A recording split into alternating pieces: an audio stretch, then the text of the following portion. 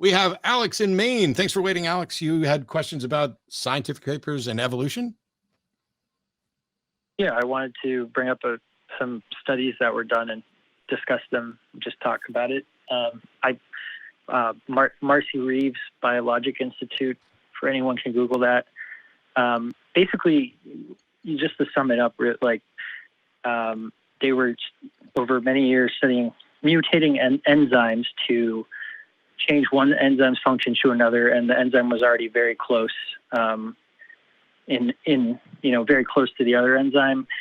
And to conclude, what they found was the amount of mutations needed, and given what we know about mutation rates, would, even in the best case scenario, exceed what is commonly, considered the time of the universe, like how long the universe has existed. So I think that pushes back against the evolutionary theory that many people adhere to. And I just wanted to point that out. Let's think about that specifically. So you're quoting a study, which I haven't read or heard about, where people tried to determine how long it would take for one enzyme to evolve into another. And they concluded that they found that it would be longer than the age of the universe. What that says to me, what you can conclude from that is this enzyme could not evolve into this enzyme using the methods that we used. That's it. I think if you look at the right, study, you can't. They got it to the point. You cannot draw conclusions about all of evolution from a study of one enzyme evolving into a different enzyme, right?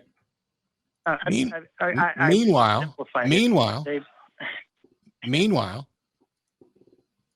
even if they're correct, what that means is our understanding of biological evolution is somehow wrong. That doesn't tell us what the actual correct answer is at all.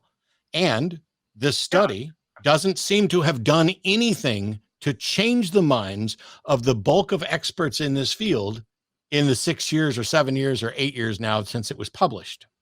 So while maybe there was a flaw with their methodology, maybe more study is required, but for you to call in about a study that neither of us have read or know about, did they get a Nobel Prize for overturning evolution?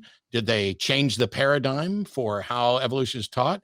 Has anything else been done other than theists and creationists use this as yet another thing to try to knock down evolution so they can try to prop up a god, which isn't something that will happen?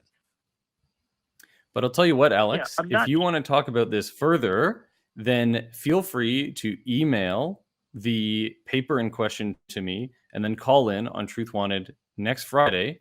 And in the meantime, I will do a peer review on this because I am a PhD student. I do peer reviews on scientific papers before they get published. So I'll give this the same treatment, and then we can talk about it once I've actually informed myself. Oh, that's interesting. Okay, maybe I'll do that. Yeah, I mean, I summed it up really simplistically. It's not just one. They tested millions and millions of pairs. I mean, and I'm not trying to say this proves God did anything, because I know that can't. I'm just saying it pushes back against what a lot of, I don't know. See, but the problem is that this study isn't peer reviewed and comes from the Discovery Institute, is being promoted by the Discovery Institute as well. So I'm already dubious, but it comes from the Biologic Institute and it's being pushed by the Discovery Institute. Yeah, obviously anything that would push back would be promoted by the Discovery Institute. I mean, that's yes, because they have a bias, correct? They have a theological bias against evolution, or an intelligent design bias against it. So they're going to promote the things that they think agree with them.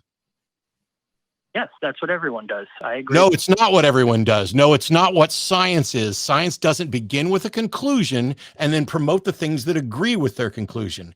If it was the case, that is not how science works. Peer review is about attempting to falsify. I think it has been peer reviewed. I know there were multiple papers as well. It's not just one paper, but okay. What uses what I go share it with MD Aware, discuss it. I don't see how it's of use to me at all, and I don't see how it's relevant to conversations on this show. because it doesn't demonstrate really does this paper demonstrate that evolution is not true? No, but it Does this paper demonstrate that a God exists? No, but it can. Then how is it relevant to this show? Well, it's not a silver bullet, but it can. How is it relevant to the in show? one direction.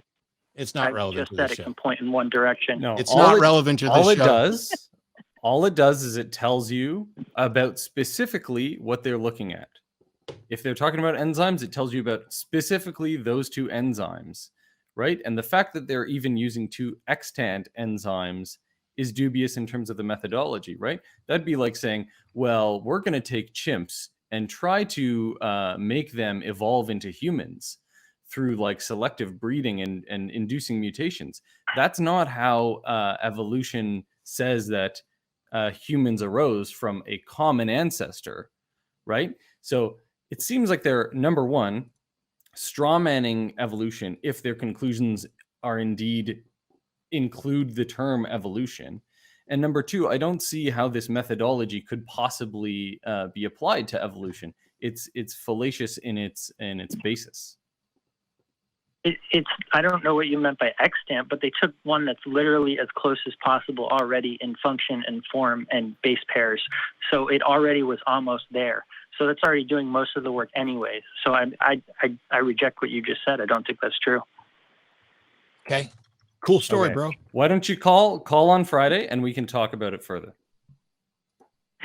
Okay, yeah. I mean, it was really just to, point people in one direction. And, but thank you for, saying that to me. And, yeah. Okay. Awesome.